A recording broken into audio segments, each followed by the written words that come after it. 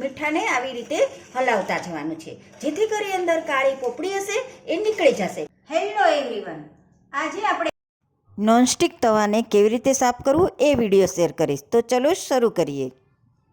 આ મારો નોનસ્ટિક તવો છે. હવે આ તવામાં આપણે ઢોસા બનાવતા હોય, ઉત્પમ બનાવતા હોય એટલે તેલવાળી બધી વસ્તુ બને ને, પછી તવો આવો ગંદો થઈ જાય. હવે આવા ગંદા તવામાં આપણે રસોઈ બનાવીને જમીએ ને તો આપણને હેલ્થ માટે ઘણું નુકસાનકારક છે.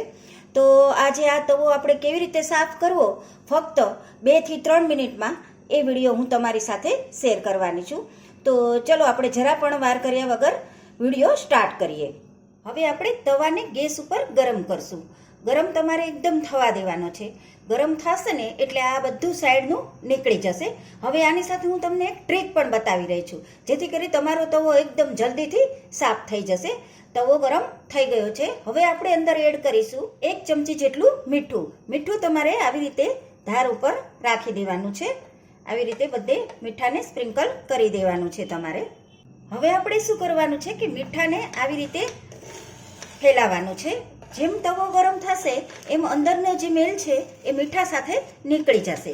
હવે અત્યારે મારો તવો તો બહુ ગંદો નહોતો એટલે મેં મીઠાનો જ ઉપયોગ કર્યો છે. પણ જો તમારો તવો વધારે ગંદો હોય ને તો તમે 1.5 ચમચી જેટલું મીઠું લેજો અને 1 ચમચી જેટલું બેકિંગ સોડા લેજો. સાથે અડધો નંગ લીંબુ લેજો.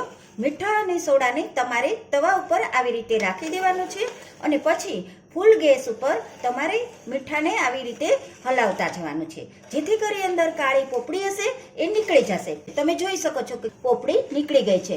હવે તમારે બીજું શું ધ્યાન રાખવાનું છે કે તમારે તાવીથો લાકડાનો જ લેવાનો છે. જો તમે સ્ટીલનો તાવીથો લેશો તો તમારું નોનસ્ટિક ખરાબ થઈ જશે અને એ નોનસ્ટિકનો ઉપયોગ તમે નહીં કરી શકો. તમે જોઈ શકો છો કે કેટલો કાળું પોપડી નીકળી ગઈ છે. બસ 2 જ મિનિટનું કામ છે તમારે તવો સાફ કરવાનું. હવે સાઈડમાંથી બધો જ મેલ નીકળી ગયો છે. તવો ગરમ હોય ત્યારે જ તમારે પોપડી ઉખાડી લેવાની છે. એ વાતનું તમારે ખાસ ધ્યાન રાખવાનું છે. હવે આપણે તવાને થોડી વાર માટે ઠંડો કરી લઈશું. હવે તવો ઠંડો થઈ ગયો છે. હવે આપણે સાઈડમાંથી પણ બધું ઉખાડી લીધું છે. હવે હું અંદર એડ કરીશ 2 ચમચી જેટલું પાણી. તમારે 2 ચમચી જેટલું પાણી લેવાનું છે.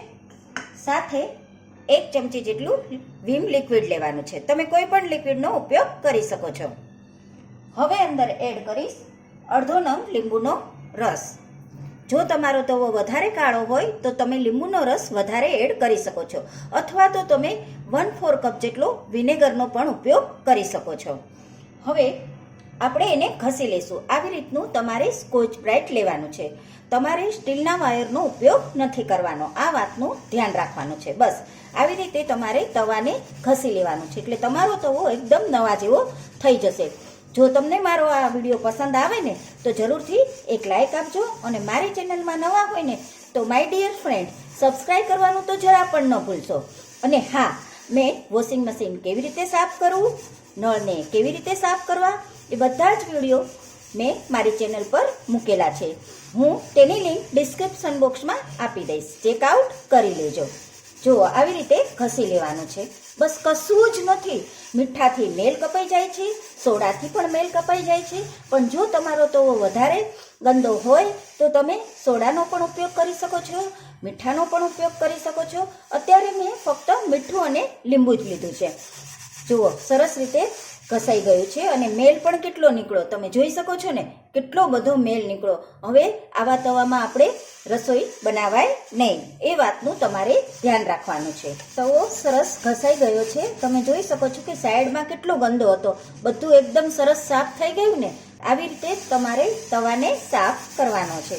તો હવે આપણે તવાને ધોઈ લઈશું. બસ ફક્ત 2 જ મિનિટમાં તવો તમારો સરસ થઈ ગયો ને, નવા જેવો.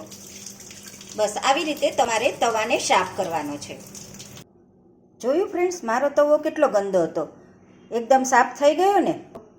તો જરૂરથી મારી આ ટ્રીક ફોલો કરજો. મારી તમને આ ટ્રીક પસંદ આવી હોય તો તમારા ફેમિલી અને ફ્રેન્ડ્સમાં જરૂરથી શેર કરજો. હવે હું મળીશ મસ્ત મજાના નવા વિડીયોની સાથે. Bye bye.